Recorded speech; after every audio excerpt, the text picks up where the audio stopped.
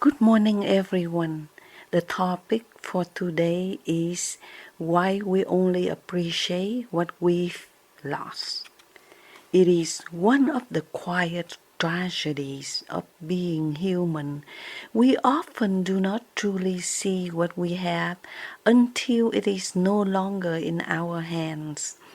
The old saying, quote, "You don't know what you've got until it's gone," end quote, sounds simple, almost worn out, yet behind it lives a deep psychological and spiritual truth. We walk past miracles every day and call them ordinary. We sit beside people who love us and assume they will always be there.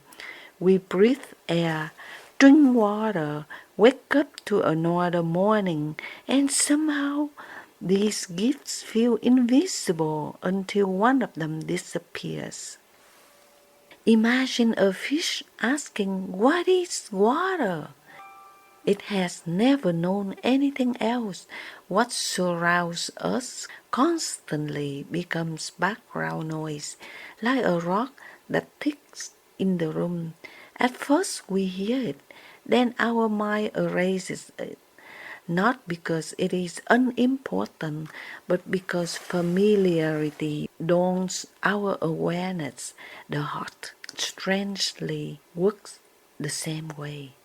This is the root of taking things for granted, familiarity without awareness. When something becomes predictable, the mind files under the safe, normal, guaranteed. We stop looking at it with wonder. We stop holding it with care. We stop thanking God, life, and the universe for it. We assume tomorrow will look like today. An assumption is a soft pillow that puts gratitude to sleep. The universal laws quietly explain this pattern. The law of polarity teaches that we understand things through contrast. Light is known because of darkness, warmth because of cold, present because of absence. As long as something is present, we rarely measure its true value. Only when it leaves do we suddenly see the empty space it once filled.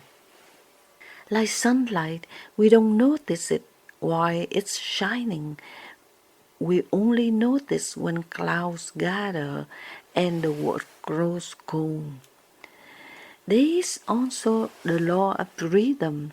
Everything moves in cycles, coming and going, rising and falling, meeting and parting. Nothing in this world is fixed, yet the human heart secretly wants permanence. So we behave as if what we have today will stay forever. When the rhythm swings the other way and something is taken from us, pain becomes the teacher. Loss is not cruel for no reason. It is often the loud bell that wakes us up to what we have been sleeping through.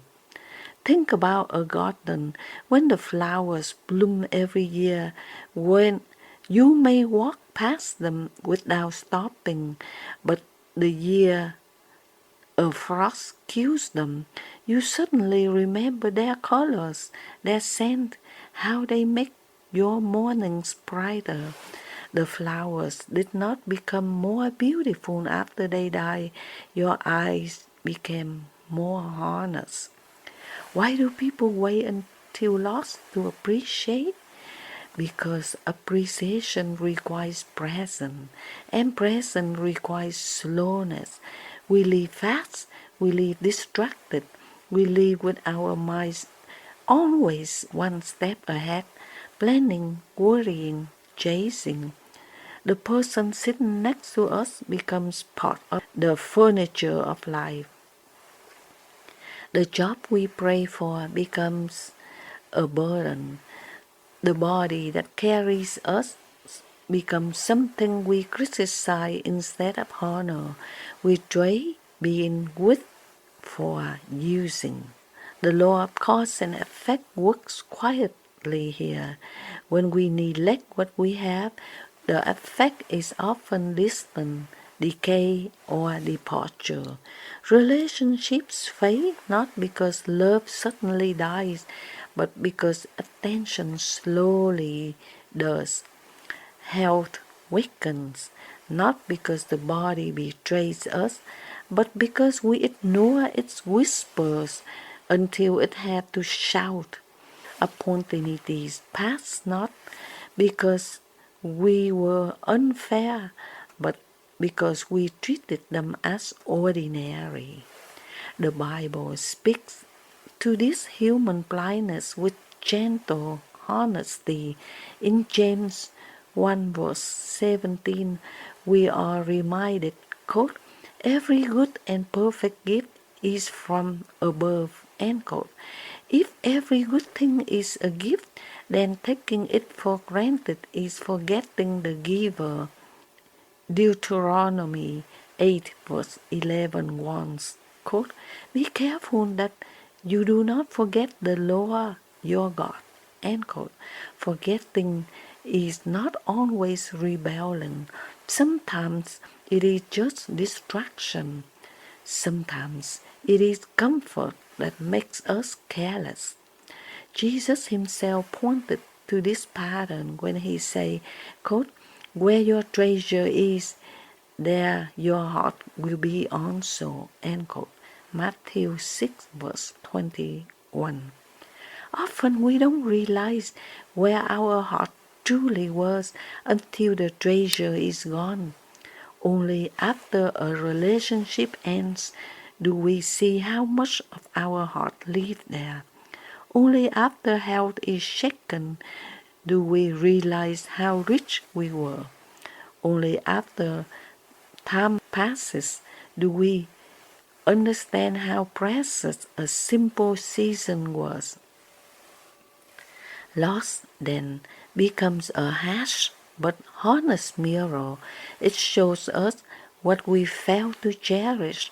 It reveals the weight of what we treated lightly, like a house that feels empty after someone moves us. The silence teaches us what the noise once meant.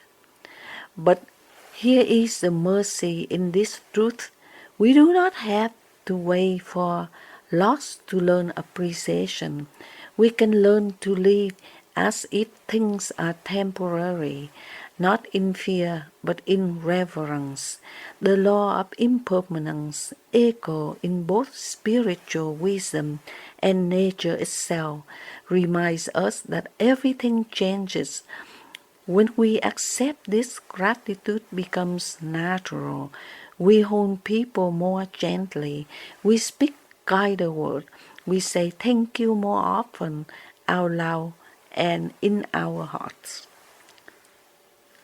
The Bible captures this posture beautifully in Psalms 90:12. Quote, teach us to number our days that we may gain a heart of wisdom. A wise heart does not wait for grave to bring flowers. It brings flowers while life is still breathing.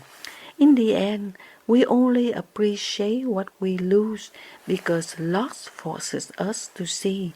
But a deeper, freer way to live is to see before loss, to treat today as a gift, not a guarantee, to love as if time is precious, because it is, to hold life like a cup of water in your hands, not so tightly that you crush it, not so loose that you spill it, with enough awareness to know how easily it could be gone.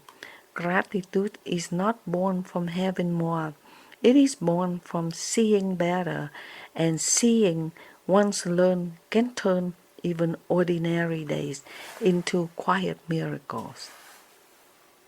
Thank you so much, and I hope you enjoy it. Please click like and subscribe to my channel.